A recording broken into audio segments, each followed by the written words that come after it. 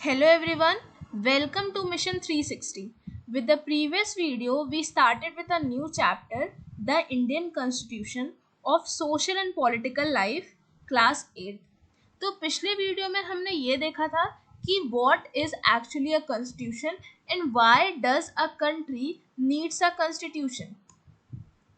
तो हमने जब इम्पोर्टेंस देखी थी कॉन्स्टिट्यूशन की एक कंट्री के लिए, तो हमने ये देखा था कि जो पहली इम्पोर्टेंस है एक कॉन्स्टिट्यूशन की एक कंट्री के लिए, वो ये है कि it lays out certain ideas that form the basis of the kind of society that we as citizens aspire to live in. मतलब कि कॉन्स्टिट्यूशन में वो सारे आइडियाज लिखे हुए हैं जैसा जो आइडियाज सिटीजन्स चाहते हैं कि कंट्री में हो, जिन आइडियाज पे सिटीजन्स चाहते हैं कि कंट्री गवर्न हो।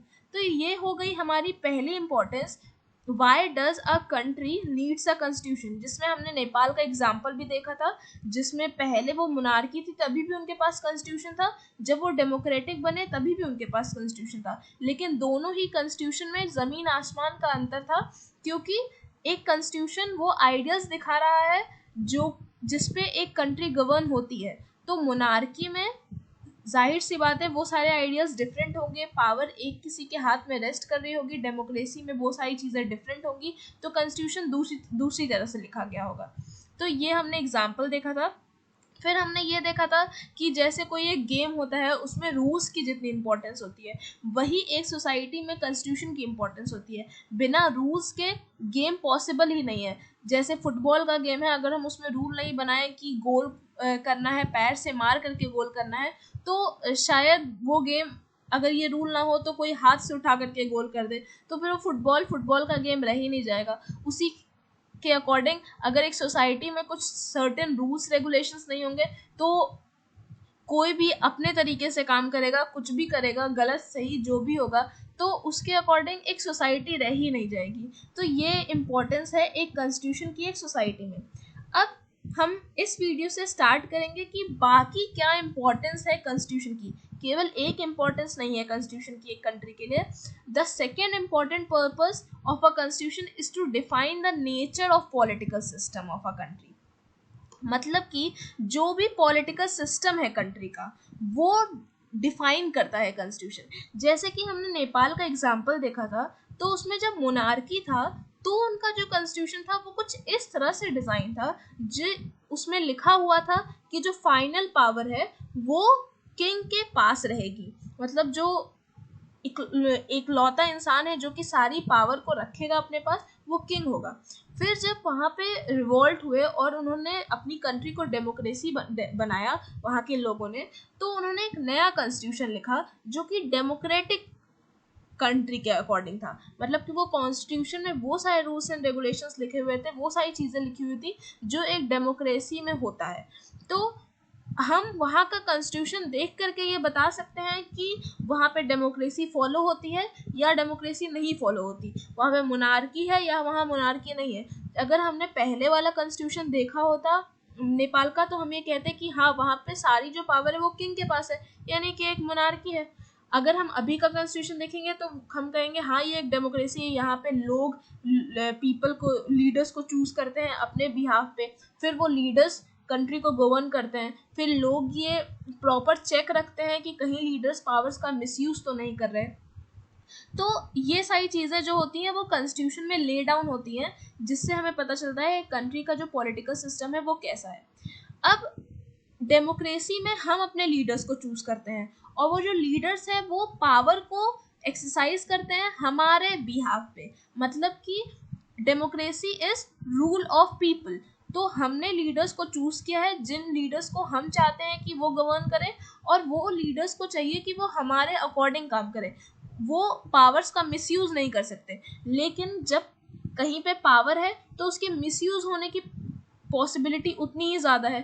तो हमने कॉन्स्टिट्यूशन को कुछ इस तरीके से लिखा है, डेमोक्रेटिक कॉन्स्टिट्यूशन हमारा इस तरीके से कुछ लिखा हुआ है कि वो जो मिसयूज है पावर का जो हो सकता है, वो वहाँ पर साफ साफ से लिखा है कि कैसे उसका यूज़ मिसयूज नहीं होने देना है। हमने सेफगार्ड्स प्रोवाइड किए हुए हैं कॉन्स्टिट्यूशन में। मतलब कि प्रॉपर चेक एंड बैलेंस है। जैसे हमारे यहाँ हमने क्लास 6-7 की एनसीईआरटीज पढ़ी हैं तो हमने पढ़ा है कि लेजिस्लेटिव होता है, एग्जीक्यूटिव होता है, जुडिशरी होता है, जो 3 पिलर्स होते हैं हमारे गवर्नमेंट के। फिर जुडिशरी, लेजिस्लेटिव, एग्जीक्यूटिव आपस में चेक एंड बैलेंस कर रही होती हैं, मतलब कि कहीं जुडिशरी पावर का गलत इस्तेमाल ना कर ले, इसका चेक एंड बैलेंस लेजिस्लेटिव और एग्जीक्यूटिव कर रही होती है। फिर एग्जीक्यूटिव कहीं पावर का गलत ना इस्तेमाल ना कर ले, इसका जो चेक है वो लेजिस्लेटिव और जुडिशरी कर रही होती है। मतलब कि proper check and balance system चल रहा है, कोई भी पावर का मिसयूज नहीं कर सकता। तो ये जो सेफगार्ड्स हैं, कैसे चेक एंड बैलेंस को फॉलो करना है, कैसे हम पावर का मिसयूज नहीं होने देंगे, ये सारी चीज़ें हमारी कॉन्स्टिट्यूशन में लिखी हुई हैं। फिर अगर कोई मिसयूज करता है अथॉरिटी को तो वो इनजस्टिस है, और वो इनजस्टिस है तो उसके लिए क्या क्या पनिशमेंट्स है, कैसे कैसे वो नहीं होने देना है, ये सारी चीज़ें हमारी कॉन्स्टिट्यूशन में लिखी गई हैं। क्योंकि हमारा एक डेमोक्रेटिक कंट्री है, तो जो हमारा कॉन्स्टिट्यूशन है वो भी उसी के अनुरूप है, एक डेमोक्रेसी लोकतंत्र के अनुरूप है। कैसे एक लोकतंत्र में जब हम लीडर्स को चूज करते हैं तो वो लीडर्स हमारे बिहाफ पे पावर्स को एक्सरसाइज कर रहे हैं, तो वो पावर्स को मिसयूज ना कर पाए, कैसे चेक एंड बैलेंस मेंटेन करना है, कैसे ये चेक रखना है कि वो पावर का मिसयूज नहीं कर पाए, नहीं तो कर रहे हैं, ये सारी चीज़ें जो है हमारे कॉन्स्टिट्यूशन में प्रॉपर लेड डाउन है। जैसे कि यहाँ पर एक एग्जाम्पल दिया हुआ है, यहाँ पे एक क्लास का मॉनिटर रहता है, जिससे टीचर को कहीं जाना होता है अर्जेंट काम के लिए, तो वो मॉनिटर को कहती हैं कि तुम क्लास का ध्यान रखो। फिर मॉनिटर क्या करता है, वो एक इनोसेंट से बच्चे को, जो एक्चुअल में अपना काम कर रहा होता है, क्लास को डिस्टर्ब भी नहीं कर रहा होता, जब टीचर आती है तो उनसे शिकायत कर देता है कि वो पूरी क्लास को डिस्टर्ब कर रहा था। तो यहाँ पे मॉनिटर ने क्या किया है, अपनी पावर का मिसयूज किया है। तो ये जो चीज़ है, हम इस पे सेफगार्ड लगाते हैं अपने कॉन्स्टिट्यूशन में कि पावर का मिसयूज नहीं होने देना है। जब डेमोक्रेटिक सोसाइटी है तो वहाँ पर ऑफन ले डाउन है rules that guard against the misuse of the constitution, often lay down the rules that guard against the misuse of authority bye political leaders. मतलब कि अथॉरिटी का मिसयूज नहीं होने देती है हमारी constitution by our political leaders. हमारे Indian constitution में हमें बहुत फंडामेंटल राइट्स प्रोवाइडेड हैं, मतलब कि इंडियन कॉन्स्टिट्यूशन में एक पर्टिकुलर सेक्शन है जिसमें फंडामेंटल राइट्स प्रोवाइडेड हैं। तो right to speak, right to freedom of thoughts, ये सारे जो हैं हमारे फंडामेंटल राइट्स हैं, जिनके अकॉर्डिंग हम, जिनके हेल्प से हम ये इंश्योर करते हैं कि पावर का मिसयूज तो नहीं हो रहा। अगर पावर का मिसयूज होगा तो हमें पूरा राइट है उसके अगेंस्ट में बोलने का, हमें पूरा राइट है अकाउंटेबिलिटी का, मतलब सरकार पूरी तरह से जवाबदेही देगी हमें, क्योंकि हम उससे क्वेश्चन पूछ रहे होंगे कि ऐसा क्यों किया या फिर ऐसा क्यों हुआ। तो सरकार को हमें आंसर देना पड़ेगा, क्योंकि सरकार को जो लोग चला रहे हैं उन्हें हम ही ने चूज किया है, तो उन्हें हमें जवाब देना होगा। तो ये जो सारी चीज़ें हैं कि ऐसे ऐसे ऐसे ऐसे चीज़ें रन होनी चाहिए। अगर पीपल जवाब मांग रहे हैं तो गवर्नमेंट को चाहिए कि वो जवाब दे, क्योंकि लोगों को पूरा अधिकार है सवाल करने का, क्वेश्चन पुट करने का। तो ये जो सारी चीज़ें हैं, ये ऐसा नहीं है कि मैं खुद से बोल रही हूँ कि हाँ ऐसी चीज़ें सोसाइटी में होनी चाहिए। ये पर्टिकुलर चीज़ें, ये सारी चीज़ें कॉन्स्टिट्यूशन में लिखी हुई हैं, तो हमें ये पता है कि हाँ ये सारी चीज़ें हैं जो कि सही हैं, इसके अकॉर्डिंग एक गवर्नमेंट को रन होना चाहिए। अब जैसे कि फॉर एग्जांपल अनटचेबिलिटी का अगर हम एग्जांपल ले लें, इनइक्वालिटी का अगर एग्जांपल ले लें, अगर हम कहें कि डिस्क्रिमिनेशन होता है on the basis of religion, race, caste, gender, place to place, birth place पे, तो अगर हम ये कहें कि ये अभी भी फॉलो होता है किन्हीं पार्ट में इंडिया के, हो सकता है बहुत सारे अंडर डेवलप्ड या फिर बहुत सारे पिछड़े इलाकों में, ये सारी बैकवर्ड एरियाज में अभी भी ये सारी चीज़ें फॉलो होती हैं, लेकिन इसने जो अपना मोरल वैल्यू है ना वो खो दिया है। मतलब कि हमें हमारे कॉन्स्टिट्यूशन में ये साफ साफ लिखा हुआ है कि discrimination against any ground of religion, race, caste, gender is injustice and proper punishments are also written in the constitution। तो भले ही वो कहीं ना कहीं फॉलो हो रही हो, लेकिन most of the part of India से ये इरेडिकेट हो चुकी हैं, और जहाँ पे भी फॉलो हो रही हैं वहाँ जो उन्हें फॉलो कर रहा है वो भी इस डर से फॉलो कर रहा है कि अगर वो पकड़ा गया तो उसे पनिशमेंट मिलेगी। तो ये जो सारी चीज़ें हैं कि अनटचेबिलिटी का जो मोरल मतलब कि जो उसका पावर था, तो हो सकता है कि पहले जब हमारा इंडिया, जब हमारे पास कॉन्स्टिट्यूशन नहीं था, तो जो अनटचेबिलिटी जिस पावर के साथ फॉलो होती थी, कोई किसी को रोकने टोकने वाला नहीं था, सबको अनटचेबिलिटी सही लगती थी। जो अनटचेबल जिनको कहा गया था वो भी उसे फॉलो करते थे, और जो अनटचेबिलिटी को मानते थे और अनटचेबल्स को बुरी तरह से ट्रीट करते थे वो भी उसे फॉलो करते थे। तो कोई ऐसा नहीं था कि ऐसा कोई बैरियर खड़ा किया हो कि नहीं ये गलत है। लेकिन जब हमारे पास हमारा कॉन्स्टिट्यूशन है, तो ये बैरियर खड़ा है कि हाँ ये चीज़ें गलत हैं। तो जो उसने अपना मॉरल वैल्यू है वो खो दिया है, अपना जो पावर है वो खो दिया है। तो जहाँ पे भी अभी भी फॉलो हो रहा है, वहाँ पर अभी भी इस चीज़ का डर होगा कि हाँ अगर इस चीज़ के लिए कंप्लेन हो गई या फिर किसी ने कंप्लेन कर दी तो हमें इसकी पनिशमेंट मिल सकती है। तो ये जो सारी चीज़ें हैं ये हमारे कॉन्स्टिट्यूशन के अकॉर्डिंग हमारे कॉन्स्टिट्यूशन में ले डाउन है, जिसकी मदद से हम ये सारी चीज़ें कहते हैं कि हाँ इस एक सोसाइटी में ये सारी चीज़ें नहीं होनी चाहिए, क्योंकि ये सारी चीज़ें गलत हैं। तो ये इम्पोर्टेंस है एक कॉन्स्टिट्यूशन की एक कंट्री में। जो एक और इम्पोर्टेंस है हमारे कॉन्स्टिट्यूशन की, वो ये है कि हमारा कॉन्स्टिट्यूशन ये इंश्योर करता है कि कहीं ऐसा तो नहीं कि जो मेजॉरिटी ग्रुप है वो माइनॉरिटी को डोमिनेट कर दे। जैसे कि अगर हम इंडिया का एग्जांपल लें, तो India is stands for unity in diversity. तो हमारे यहाँ बहुत सारे डिफरेंट कम्युनिटी के लोग हैं, हमारे यहाँ ट्राइबल पीपल भी हैं, हमारे यहाँ डिफरेंट रिलीजन है, हमारे यहाँ डिफरेंट कास्ट है। तो हमारे यहाँ बहुत सारी कम्युनिटी के लोग हैं। तो ये है कि एक कम्युनिटी हो सकता है बहुत भारी मात्रा में हो, एक कम्युनिटी हो सकता है उसके कंपैरिजन में कम मात्रा में, या फिर बहुत सारी ऐसी कम्युनिटी हो जो कम मात्रा में। तो जो ज़्यादा अमाउंट में है, ज़्यादा जिसके लोग हैं, जिस कम्युनिटी के ज़्यादा लोग हैं उसे मेजॉरिटी कहेंगे, और जिस कम्युनिटी के कम लोग हैं उसे हम माइनॉरिटी कहेंगे। तो ऐसा तो नहीं है कि मेजॉरिटी की वजह से माइनॉरिटी हमेशा सफ़र कर रही है। हम ऐसा नहीं कर सकते कि कुछ इम्पॉर्टेंट चीज़ें हैं जिसमें हम माइनॉरिटी को सफ़र करवाते हैं। जैसे कि यहाँ पर एक क्लास का एग्जांपल है, जहाँ पर एक बॉयज़ की टीम है, एक गर्ल्स की टीम है। गर्ल्स को बास्केटबॉल खेलना होता है और बॉयज़ को क्रिकेट खेलना होता है, बट उनके पास जो जगह होती है वो एक ही होती है। तो जब टीचर को डिसाइड करना होता है कि किसको वो जगह मिलेगी खेलने के लिए, तो वो क्या करती हैं कि वो कहती हैं कि जो मेजॉरिटी का चलेगा। मतलब कि अगर चूज कर हाथ खड़ा करो, जिसको जिसको क्रिकेट खेलना है हाथ खड़ा करो, जिसको जिसको बास्केटबॉल खेलना है, जिसका ज़्यादा नंबर होगा वही ग्राउंड में जाके खेलेगा। तो यहाँ पे क्या होता है, इस क्लास में बॉयज़ का नंबर ज़्यादा होता है, तो जाहिर सी बात है जो लोग क्रिकेट खेलने वाले हैं वो लोग ज़्यादा होंगे। तो इस हिसाब से तो माइनॉरिटी को कभी चांस ही नहीं मिलेगा ना आगे आने का।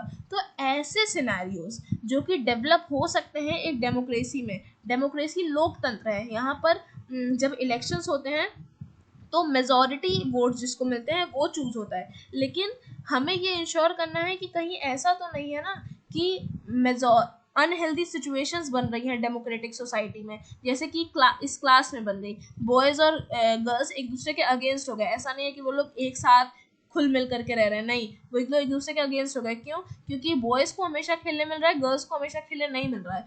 ये जो टायरनी जो है मेजॉरिटी की, एक ये हमारा कॉन्स्टिट्यूशन एक तो इसको इंश्योर करता है कि ऐसा कुछ ना हो। हमारा constitution usually contains certain rules that ensures that minorities are not excluded from anything that is routinely available to majority। मतलब कि हाँ, जब हमारे इलेक्शंस होंगे तब तो जो मेजॉरिटी चूज करेगी वही इलेक्ट होगा, वही लीडर बन के आएगा। लेकिन ऐसा नहीं है कि जैसे यहाँ पर एक केस है जो कि एक डेली बेस का केस है कि बॉयज़ को भी खेलना है गर्ल्स को भी खेलना है, बट बॉयज़ की मात्रा ज़्यादा है तो इसका क्या मतलब, वो हमेशा खेलेंगे और गर्ल्स हमेशा नहीं खेलेंगी। तो जो भी चीज़ें रूटीनली बेसिस पे मेजॉरिटी को अवेलेबल हैं, वो चीज़ें रूटीनली बेसिस पे माइनॉरिटीज़ को भी अवेलेबल होगी। फॉर एग्जांपल अगर हम कहें कि हम रिलीजन का एग्जांपल ले लें। फॉर एग्जांपल हमारे मान लीजिए कि इंडिया में दो रिलीजन है, ए और बी। ए का जो अमाउंट है वो ज़्यादा है, यानी ए मेजॉरिटी में है और बी माइनॉरिटी में है।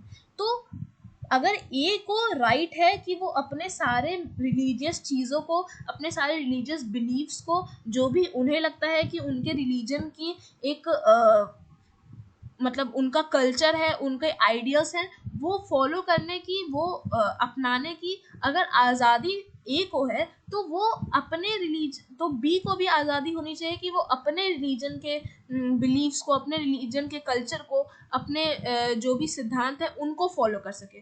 तो फ्रीडम इक्वल बेसिस पे प्रोवाइडेड होनी चाहिए। मतलब कि हमारे यहाँ मतलब ए को राइट्स है कि वो जैसे चाहे वैसे रहे अपने रिलीजन के अकॉर्डिंग। ज़रूरी नहीं है कि वो ऐसा कुछ रेगुलेशन नहीं लगाया है कंट्री ने हमारे कि नहीं सबको एक ही रिलीजन फॉलो करना है। तो ए को आज़ादी है कि वो अपने रिलीजन को फॉलो करे, तो बी को भी आज़ादी होनी चाहिए कि अपने रिलीजन को फॉलो करे। ऐसा नहीं हो सकता है कि ए क्योंकि मेजॉरिटी में है तो बी को चाहिए कि वो ए वाला जो रिलीजन है उसी को फॉलो करे। तो कॉन्स्टिट्यूशन में, एक डेमोक्रेटिक कॉन्स्टिट्यूशन में ये सारी चीज़ें बहुत बारीकी से ले डाउन की गई हैं कि कैसे ये सारी चीज़ें प्रोहिबिट करनी है कि कहीं मेजॉरिटी में जो है वो माइनॉरिटी को डोमिनेट ना कर दें। जो चीज़ें डेली बेसिस पे मेजॉरिटी को अवेलेबल है, जैसे कि वही रिलीजन, अपने रिलीजन को फॉलो करने की फ्रीडम, वही सेम चीज़ें जो रूटीनली बेसिस पे माइनॉरिटी को भी अवेलेबल होनी चाहिए। ऐसा नहीं होना चाहिए कि मेजॉरिटी माइनॉरिटी को डोमिनेट कर दे,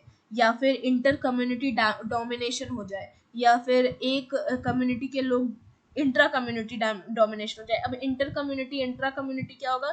इंटर कम्युनिटी मतलब एक कम्युनिटी के लोग दूसरे कम्युनिटी पे डोमिनेशन करते हैं। अब ऐसा भी होता है कि एक ही कम्युनिटी के अंदर बहुत सारे विभाजन है, जैसे हमारे यहाँ बहुत सारे कास्ट हैं, तो ऐसा ना हो कि एक कास्ट दूसरे कास्ट को डोमिनेट कर दे। तो ये जो सारी चीज़ें बहुत बारीकी से हमारे कॉन्स्टिट्यूशन में ले डाउन है कि ये सारी चीज़ें कैसे नहीं होने देना है, कि मेजॉरिटी जो है वो माइनॉरिटी को डोमिनेट ना कर दे। जो चीज़ें रूटीनली बेसिस पे अवेलेबल है, फ्रीडम जितने अवेलेबल है वो सबको एक बराबर अवेलेबल है, चाहे वो माइनॉरिटी हो चाहे मेजॉरिटी हो। जो भी फंडामेंटल राइट्स हैं जो हमारे कॉन्स्टिट्यूशन में है, वो ऐसा नहीं है कि मेजॉरिटी को अवेलेबल है और माइनॉरिटी को नहीं अवेलेबल है। जितने फंडामेंटल राइट्स मेजॉरिटी को अवेलेबल है रूटीनली बेसिस पे, उतने ही फंडामेंटल राइट्स माइनॉरिटी को भी अवेलेबल है, इररिस्पेक्टिव ऑफ कौन किस रिलीजन, रेस, कास्ट, जेंडर से बिलोंग करता है, मेजॉरिटी में है माइनॉरिटी में, वो सारी चीज़ें सभी को अवेलेबल है। तो ये जो इम्पोर्टेंस है, हमने हमने दूसरी इम्पोर्टेंस देख ली है अभी कि अगर हम ये कहें कि ये सारी चीज़ें कॉन्स्टिट्यूशन में नहीं ले डाउन होती, तो हम ये देख रहे होते कि हमारी सोसाइटी में कभी पीस ही नहीं होता। कभी कोई किसी मैटर पे लड़ रहा होता, कभी दूसरे मैटर पे कोई लड़ रहा होता, कभी मेजॉरिटी माइनॉरिटी को डोमिनेट कर रही होती, कभी माइनॉरिटी का क्योंकि हमेशा से डोमिनेट हो रही होती तो वो लोग रिवोल्ट कर रहे होते। तो ये सारी चीज़ें हैं जो कि हमारे कॉन्स्टिट्यूशन ने बहुत अच्छे से हैंडल की हुई है। अब जो तीसरी इंपॉर्टेंट रीजन है, तीसरा जो सिग्निफिकेंट रीजन है why we need a constitution is to save us from ourselves. अब ये बहुत ही अजीब सा सेंटेंस साउंड कर रहा है, save us from ourselves, what does it mean कि हम अपने ही दुश्मन हैं? तो हाँ, ये अजीब साउंड कर रहा है, बट यहाँ पर एक बहुत अच्छा एग्जाम्पल दिया हुआ है।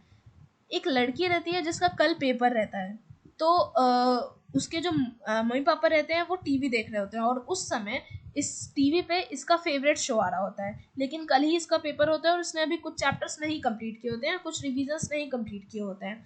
तो इस ये पहले तो देखती है कि टीवी चल रहा है जो इसका फेवरेट शो आ रहा है, तो ये दो चीज़ें कर सकती है, या तो ये जाए और अपने रूम में अपनी रिवीजन करे, या तो फिर ये बैठ करके अपना टीवी शो देख ले। तो ये डिसाइड करती है कि ये अपना रिवीजन कंप्लीट करेगी और टीवी शो तो बाद में भी देख लेगी। तो इसने अपना रिवीजन कंप्लीट किया, और दूसरे दिन जब उसका पेपर आया तो जो चैप्टर्स ने लास्ट में रिवाइज किया था, मतलब जब इसका टीवी शो आ रहा था, उससे बहुत इंपॉर्टेंट अच्छे नंबर के क्वेश्चंस आ गए। तो इसकी हेल्प हो गई कि इसने टीवी नहीं देख करके अपना रिवीजन कंप्लीट किया। तो अगर वो उस समय टीवी देखने बैठ जाती तो ये अपनी ही दुश्मन होती। तो एट टाइम्स आते हैं उस समय वैसे ऐसे टीवी देखने का बहुत ज़्यादा मन था, तो ऐसे सिनेरियोज आते हैं, ऐसे सिचुएशंस आते हैं जिसमें हमें थोड़े पल की खुशी, थोड़े पल का रिलैक्स बहुत ज़्यादा लगने लगता है as compare to long run का रिलैक्स, लॉन्ग रन की खुशी। तो ऐसा होता है कि कई बार दिमाग में आता है, क्योंकि पॉलिटिकल पार्टीज़ हैं, जब देखो तब इलेक्शंस होते रहते हैं, एक पॉलिटिकल पार्टी दूसरी पॉलिटिकल पार्टी को हराती रहती है, फिर पॉलिटिकल पार्टीज़ के एडवर्टीजमेंट होते रहते हैं। ये सब बहुत ज़्यादा हेक्टिक है, वोट देना, फिर अपने लीडर को चूज़ करना, सही चॉइस कर पाना, ये सारी चीज़ें बहुत ज़्यादा हेक्टिक हैं। तो दिमाग में आता है कि ये सारी चीज़ें हटती और एक डिक्टेटर आ जाता और वो सारी चीज़ों को नॉर्मल कर देता। अब ये सारी चीज़ें एक लॉन्ग रन में हो सकता है ठीक लगे कि एक डिक्टेटर आ जाता और वो सारी चीज़ों को राइट कर देता, फिर ना ये वोट वगैरह का झंझट होता, ना कुछ ऐसा होता कि पॉलिटिकल पार्टीज़ हैं बहुत सारी, फिर उसमें से किसी को चूज़ करना है, फिर पॉलिटिकल पार्टीज़ के रोज़ रोज़ के एडवर्टीजमेंट, रोज़ रोज़ के प्रचार, रोज़ रोज़ के वादे, ऐसा कुछ नहीं होता। बट एक लॉन्ग रन में जो डिक्टेटोरियल रूल होगा, मतलब कि अगर डिक्टेटरशिप हमारे कंट्री में इस्टेब्लिश हो जाती है तो लॉन्ग रन में हमारे इंटरेस्ट के अगेंस्ट होगा, क्योंकि डिक्टेटर का मतलब है सारी पावर किसी एक के हाथ में रेस्ट करना, और फिर वो डिसाइड करेगा कि हमें किस चीज़ की फ्रीडम है, किस चीज़ की फ्रीडम नहीं है। हालांकि डेमोक्रेसी में जहाँ पे हम अपने लीडर्स खुद चूज करते हैं तो हमें हमारी फ्रीडम्स प्रोवाइडेड है कि हाँ हमारे ये फंडामेंटल राइट्स हैं जो कि हमें मिले हुए हैं। हो सकता है कि डिक्टेटर ये कह दे कि नहीं, ये फंडामेंटल राइट्स नहीं मिलेंगे, किसी को भी कुछ भी क्वेश्चन पूछने का अधिकार नहीं है, तो फिर हमें नहीं अधिकार होगा। तो ये सारी चीज़ें लॉन्ग रन में हमारे इंटरेस्ट के अगेंस्ट चली जाएंगी। कभी कभी ऐसा लग सकता है कि डेमोक्रेसी में डिसीजन जब लेना होता है, एक डिसीजन लेने के लिए इतने सारे झंझट होते हैं। जैसे कि हमने कई बार सुना होगा कि एक बिल पास हो रहा है तो एक रूल बनाना है, पहले वो लोकसभा से पास होगा, फिर वो राज्यसभा से पास होगा, फिर राज्यसभा ने अगर मना कर दिया तो फिर से वो लोकसभा में आएगा, फिर से लोकसभा से पास होगा, फिर से राज्यसभा से पास होगा, फिर प्रेसिडेंट के पास जाएगा, प्रेसिडेंट साइन करेंगे, तब जाकर के वो एक रूल बनेगा। तो ये सारी चीज़ें कितनी हेक्टिक प्रोसेस लग रही है, क्योंकि लोकसभा में हमारे पास इतने लीडर्स हैं, उसमें मेजोरिटी चाहिए, फिर राज्यसभा में इतने लीडर्स हैं, उसमें मेजोरिटी चाहिए, फिर तो जाकर के वो रूल बनेगा। तो इन सबको हटाओ और एक डिक्टेटर आ जाता, वो बता देता कि रूल बनेगा कि नहीं बनेगा। तो हो सकता है शॉर्ट रन में ये सारी चीज़ें बहुत जल्दी हो जाए कि हाँ डिसीजन मेकिंग थोड़ी जल्दी हो जाएगी, लेकिन हो सकता है वो हमारे इंटरेस्ट के डिसीजन ले ही ना, जो हमें सही लगे कि हाँ ये डिसीजन बना चाहिए, वो उसको खारिज ही कर दे। हालांकि अगर लोकसभा में ऐसा होता है, राज्यसभा में होता है, तो हम अपने लीडर्स चेंज कर देंगे, फिर जो हम नए लीडर्स चूज करेंगे वो हमारे रूल्स को बनाएंगे, जो हमें रूल्स चाहिए। अगर हमारे रूल्स नहीं पास होते हैं जो हमें चाहिए तो हम अपने लीडर्स चूज करेंगे दूसरी बार और दूसरे चेंज कर देंगे। तो ये सारी जो फ्रीडम है हमें डेमोक्रेसी में प्रोवाइडेड है, जो कि डिक्टेटरशिप में नहीं प्रोवाइडेड होती। तो अगर हमें एक शॉर्ट रन में लगता है कि हाँ डिक्टेटर वाला जो रूल होगा वो ज़्यादा बेटर होगा, तो लॉन्ग रन में ये हमारे इंटरेस्ट के अगेंस्ट चला जाएगा। तो एक जो गुड कॉन्स्टिट्यूशन है ये इस चीज़ को बहुत अच्छे से फॉर्मली होल्ड करके रखता है कि पॉलिटिकल सिस्टम एक कंट्री का कैसा होना चाहिए। तो अगर और ऐसा नहीं होता कि ये जो छोटे छोटे चेंजेस हैं या छोटे छोटे चीज़ें हैं जो कि हमें थोड़ी हेक्टिक लगती हैं, उसके बेसिस पे हम अपना कॉन्स्टिट्यूशन चेंज कर सकें। नहीं, कॉन्स्टिट्यूशन की कुछ ऐसी पॉइंट्स हैं, कुछ ऐसे मूल हैं जो कि उसका बहुत ज़्यादा कोर है, मतलब कि उसे तो बिल्कुल ही नहीं चेंज कर सकते। जैसे कि एक डेमोक्रेसी में कॉन्स्टिट्यूशन में, जैसे हमारे कॉन्स्टिट्यूशन में अच्छी तरह से लिखा हुआ है कि कैसे हमें अपने लीडर्स को चूज करना है और कैसे हमें ये इंश्योर करना है कि वो पावर का मिसयूज ना करें। तो ये जो चीज़ें हैं ये बहुत ही कोर है हमारे कॉन्स्टिट्यूशन की, मतलब बहुत ज़्यादा इम्पॉर्टेंट है हमारे कॉन्स्टिट्यूशन की, यही हमारे कॉन्स्टिट्यूशन की धरोहर है। तो हम इसे तो एटलीस्ट नहीं चेंज कर सकते। तो ये जो सारी चीज़ें हैं कि हमें कॉन्स्टिट्यूशन खुद से ही बचाता है। ऐसा नहीं हो सकता कि हमें लगा कि ये डिसीजन मेकिंग वगैरह तो इतना ज़्यादा हेक्टिक होता है डेमोक्रेसी में, तो चलो ये सब हटाओ और डिक्टेटर इस्टेब्लिश कर दो। इतना आसान नहीं है जब हमारा कॉन्स्टिट्यूशन है, तो कॉन्स्टिट्यूशन में अच्छी तरह से ले डाउन है, तो ये सारी चीज़ें बहुत ज़्यादा फर्म है, ये सारी चीज़ें नहीं चेंज हो सकती। तो ये है इम्पोर्टेंस एक कॉन्स्टिट्यूशन की, और एक डेमोक्रेसी में तो और भी ज़्यादा इम्पोर्टेंट है। तो ये सारी चीज़ें हमने देखी कि इम्पोर्टेंस क्या है कॉन्स्टिट्यूशन की, हमने एक्चुअल में देखा पिछले वीडियो और इस वीडियो में कि कॉन्स्टिट्यूशन होता क्या है और why do we need a constitution, जिसमें हमने करीबन 3 इम्पोर्टेंस देख ली है कॉन्स्टिट्यूशन की। पहली तो ये कि कॉन्स्टिट्यूशन में वो सारे आइडियाज़ ले डाउन होते हैं जैसा कि सिटीजन्स चाहते हैं कि एक कंट्री हो, जिस जिस तरीके की कंट्री में सिटीजन्स रहना चाहते हैं, वो सारे रूल्स एंड रेगुलेशंस, वो सारे आइडियल्स हमारे कॉन्स्टिट्यूशन में मेंशन होते हैं। फिर एक डेमोक्रेसी में एक कॉन्स्टिट्यूशन में मेंशन होता है कि कैसे हमें लीडर्स को चूज करना है और कैसे ये इंश्योर करना है कि पावर का मिसयूज ना कर सके हमारे लीडर्स, और कैसे मेजॉरिटी और माइनॉरिटी का एक हेल्दी रिलेशनशिप मेंटेन करना है। कॉन्स्टिट्यूशन ये इंश्योर करता है कि कहीं टायरनी ना हो जाए मेजॉरिटी की ओवर माइनॉरिटी, जो भी रूटीन बेसिस पे फ्रीडम्स राइट्स अवेलेबल है मेजॉरिटी को, वो माइनॉरिटी को भी अवेलेबल होंगे। और जो तीसरी इम्पोर्टेंस है वो ये है कि हमारा कॉन्स्टिट्यूशन हमें खुद से बचाता है। मतलब कि ऐसा हो सकता है कि कभी हमें शॉर्ट रन में कुछ चीज़ें अच्छी लगने लगे लेकिन वो लॉन्ग रन के लिए ना अच्छी हो, जैसे डिक्टेटरशिप हो सकता है, हमें हमारा डिसीजन मेकिंग सिस्टम बहुत ज़्यादा टाइम टेकिंग लगता हो। तो ऐसा नहीं हो सकता कि हम अपने पॉलिटिकल सिस्टम को चेंज कर दें, क्योंकि हमारा कॉन्स्टिट्यूशन इस बात की इजाज़त नहीं देता हमें, और हमें कॉन्स्टिट्यूशन के अकॉर्डिंग चलना होता है। कॉन्स्टिट्यूशन में जो लिखा हुआ है वही सारी चीज़ें सही हैं और उसी के अकॉर्डिंग चलना है, क्योंकि हमने अपना कॉन्स्टिट्यूशन खुद ही लिखा है कि हाँ हमें ऐसे ही कंट्री चाहिए, तो हम उसी के अकॉर्डिंग ही चल सकते हैं। तो ये जो सारी चीज़ें हैं, हमने इम्पोर्टेंस देख ली है कॉन्स्टिट्यूशन की, कॉन्स्टिट्यूशन क्या होता है वो देख लिया है। अब नेक्स्ट वीडियो में हम स्टार्ट करेंगे इंडियन कॉन्स्टिट्यूशन से और उसके की फीचर्स से। Thank you.